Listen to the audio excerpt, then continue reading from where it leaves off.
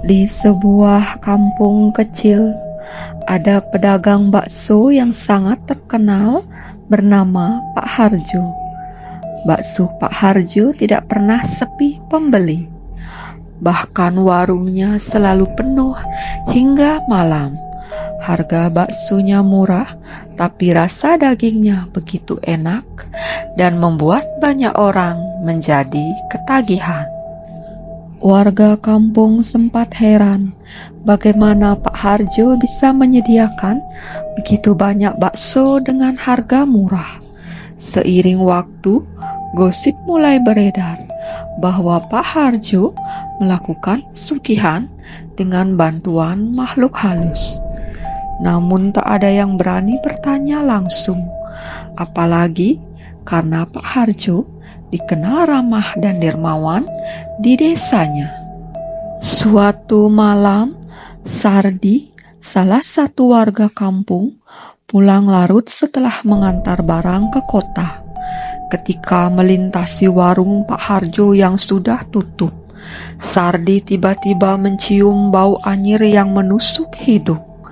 Penasaran, dia mendekat dan mengintip dari balik jendela. Matanya langsung terbelalak melihat Pak Harjo sedang duduk di meja kayu berbicara sendiri dengan seseorang yang tak terlihat. Tak lama kemudian, sosok hitam besar muncul dari kegelapan. Dengan tubuh berbulu lebat, mata merah menyala, dan tawa menggelegar. Itulah genderuwo yang menyeramkan. Pak Harjo kemudian mengambil mangkok berisi darah dan memberikannya pada genderuwo itu. "Ambil ini, besok buat baksonya tambah laris," ucap Pak Harjo. Sardi yang ketakutan segera berlari pulang. Namun kakinya terasa berat, seperti ada yang menahannya. Suara tertawa genderuwo menggema di telinganya. Ia berusaha menahan teriakannya sambil mengucap doa. Sesampainya di rumah, tubuhnya lemas dan ia tak bisa tidur semalaman. Keesokan harinya, Sardi menceritakan kejadian itu kepada tetangga. Dan kabar pun menyebar cepat di desanya. Sejak saat itu, banyak warga yang mulai menjauhi warung bakso Pak Harjo, terutama mereka yang pernah merasakan bau amis dalam baksonya. Pak Harjo akhirnya pergi meninggalkan kampung itu tanpa sepatah kata pun, dan warung baksonya kini kosong dan terlantar. Beberapa warga bersaksi bahwa setiap malam Jumat, suara tawa genderuwo masih terdengar samar-samar dari dalam warung kosong tersebut, seakan mencari jiwa-jiwa yang berani untuk mampir. Setelah Pak Harjo pergi, warung bakso itu menjadi angker dan semakin ditakuti warga. Sardi yang pertama kali melihat sosok genderuwo itu merasa tidak tenang. Setiap malam, ia dihantui mimpi buruk. Sosok genderuwo besar dengan mata merah selalu mendatanginya, tertawa dan memanggil namanya dengan suara berat. Sardi mulai gelisah dan jatuh sakit. Suatu hari, Sardi memutuskan untuk mencari jawabannya. Bersama dua temannya Jono dan Wira, ia memberanikan diri kembali ke warung Pak Harjo pada tengah malam. Meski penuh ketakutan, mereka berharap bisa mematahkan kutukan yang terus menghantui mereka. Ketika tiba di depan warung, hawa dingin langsung menyergap mereka, dan bau amis yang menusuk hidung kembali tercium.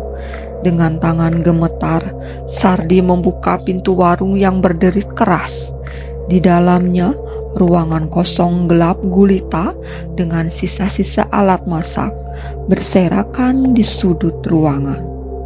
Mereka mulai mencari petunjuk hingga akhirnya Jono menemukan sebuah buku catatan usang. Di dalamnya tertulis mantra dan perjanjian dengan Genderuwo yang menjelaskan bahwa Pak Harjo harus mempersembahkan jiwa manusia setiap tahunnya untuk mempertahankan usahanya. Namun karena sudah meninggalkan kampung tanpa membayar janjinya, kutukan itu kini mencari pengganti untuk jiwa yang belum terbayar. "Aku rasa kita yang akan jadi tumbal berikutnya," bisik Wira panik sambil membaca lembaran terakhir buku itu. Saat itu juga suara tawa menggelegar terdengar di sekeliling mereka. Sosok Genderuwo tiba-tiba muncul dari balik bayangan, lebih besar dan menyeramkan dari yang pernah Sardi lihat. Mata merahnya menatap tajam, mengintimidasi ketiganya yang ketakutan. "Kalian berani mengusik perjanjian ini? Jiwa kalian milikku sekarang," kata Genderuwo. Jono dan Wira lari ketakutan, namun pintu tiba-tiba menutup dengan sendirinya, membuat mereka terjebak. Sardi yang paling lemah mulai berteriak, meronta-ronta mencari jalan keluar. Genderuwo itu mendekat dan mengulurkan tangan berbulu lebatnya ke arah Sardi, mencengkram bahunya dengan kekuatan luar biasa. Dengan sisa keberaniannya, Jono mencoba membacakan mantra dari buku itu, berharap bisa mengusir Genderuwo tersebut. Namun, alih-alih mengusirnya, Genderuwo malah semakin marah, mengaum seperti binatang buas. "Mantra itu hanya memperkuatku di dunia ini," kata Genderuwo.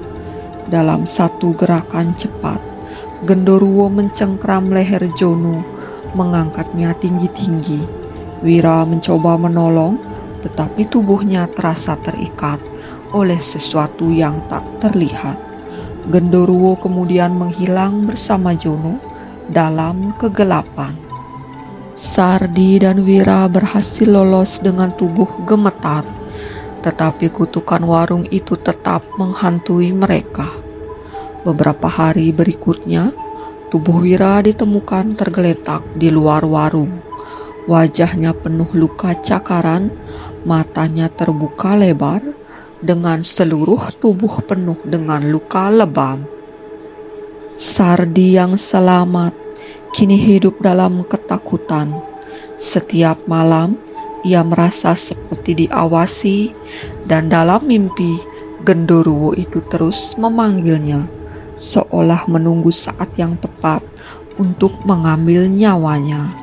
Tak lama setelah itu, Sardi ditemukan dalam keadaan sama seperti Wira. Warung itu kini benar-benar ditinggalkan, menjadi tempat angker yang tak pernah lagi dilewati orang-orang desa. Beberapa orang percaya bahwa Genderuwo itu masih menjaga warung tersebut, menunggu korban berikutnya yang tak sengaja mengusik kutukannya. Sekian dulu ceritanya. Nantikan kisah-kisah horor selanjutnya ya.